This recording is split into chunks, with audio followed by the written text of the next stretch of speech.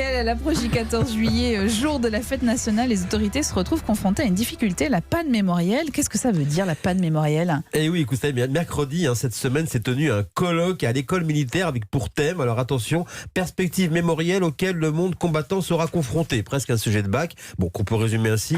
La mémoire risque la panne. En clair, comment continuer à commémorer les grandes dates de l'histoire militaire alors que se clôt une grande période de commémoration. La mission du centenaire de la Grande Guerre, pilotée par l'historien Joseph Zimet, va se saborder fin juillet. Et depuis le sommet mondial pour la paix du 11 novembre dernier, la mission préparait sa fin. Et les 75 ans de la libération de la Seconde Guerre mondiale se termineront cet été avec les cérémonies dans le Vercors et donc la libération de Provence et de Paris. Nous devons poursuivre nos efforts en direction de la jeunesse, a déclaré Geneviève Darrieussecq, qui est donc secrétaire d'État aux anciens combattants. Alors c'est justement le défi, comment transmettre le récit national ? Et oui, parce que pour transmettre la mémoire, il va falloir maintenant s'attacher à retracer la vie des époques, pas seulement se concentrer sur les récits des batailles autour d'une question centrale, comment reconstruire une société après la guerre. Mais il n'y a pas que la panne de la mémoire collective, il y a aussi des lieux sensibles que le pouvoir visite encore avec précaution. Par exemple, la guerre d'Algérie. Comment transmettre cette période ? C'est une question toujours difficile. Faudra-t-il créer de nouvelles générations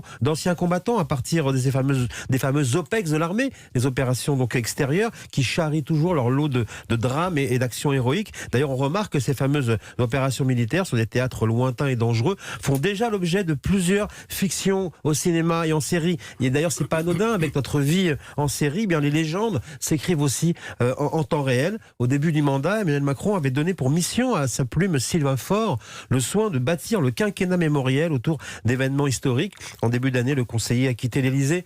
Il a laissé sur la table des projets et une question: comment passer le flambeau de l'histoire moderne en l'absence de leurs témoins? La fête nationale du 14 juillet, réunie chaque année autour de l'armée qui se prépare à défiler, devra elle aussi se réinventer.